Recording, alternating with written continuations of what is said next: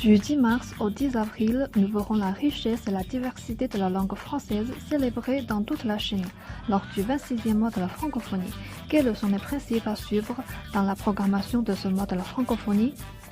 Ce qui est très important pour nous, c'est que la programmation du mois de la francophonie reflète ce qu'est l'Organisation internationale de la francophonie. C'est-à-dire qu'on est autour d'une diversité de pays, on est autour de valeurs aussi, de dialogue.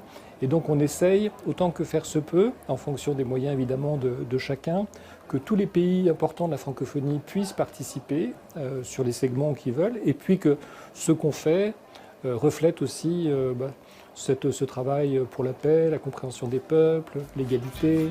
En tant que marraine du 26e mois de la francophonie, Anaïs Marzane nous recommande des activités qu'il ne faut pas manquer. J'ai lu beaucoup de choses dans le programme qui m'ont attirée. Et alors moi, j'ai personnellement un grand coup de cœur pour le Printemps des poètes, parce que c'est l'occasion de découvrir des poésies francophones contemporaines. Et on peut les découvrir en plus en chinois, parce qu'il y a des systèmes de traduction ici qui sont mis en place, qui sont d'une qualité exceptionnelle. Il y a aussi le chef de l'ambassadeur du Canada qui confectionnera des délices québécois. Il s'agit d'un atelier culinaire qui est organisé pour notre part à l'ambassade du Canada par le chef de l'ambassadeur, Michael David Gregor. Et ce dernier, M.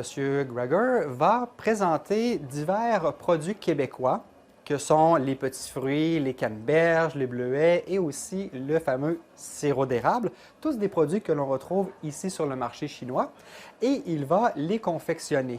Et ça va donner l'occasion à environ une quinzaine d'apprenants, d'apprentis chefs, de pouvoir confectionner avec le chef Michael et de déguster ce qu'ils vont avoir confectionné.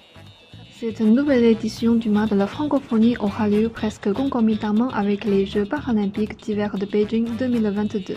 Quelles sont les attentes des ambassadeurs de Suisse et de France vis-à-vis de cet événement? J'y serai à l'ouverture.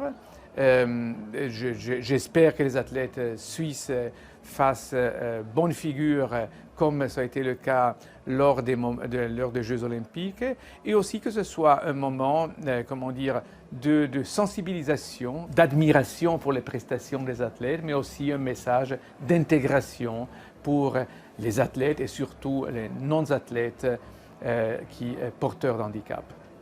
Je suis moi-même un ancien joueur de rugby. J'ai rencontré des joueurs de rugby fauteuil, des jeunes gens qui ont eu leur carrière brisée par un accident, parfois des accidents de jeu, et qui avaient en même temps, malgré des handicaps majeurs, une force de caractère qui était particulièrement impressionnante.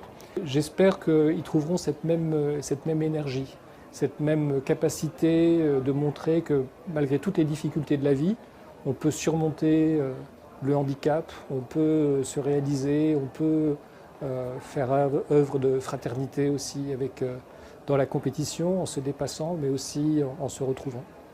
Le thème de ce 26e mois de la francophonie est se dépasser, ce qui est aussi une valeur olympique. Le mois de la francophonie cherche à dépasser les frontières pour rassembler des pays de tous les continents autour de la langue française. Et les Jeux olympiques et paralympiques encouragent les athlètes à devenir une meilleure version d'eux-mêmes. Découvrons ensemble les activités passionnantes et l'esprit olympique pour se dépasser. Je fais CGTN français.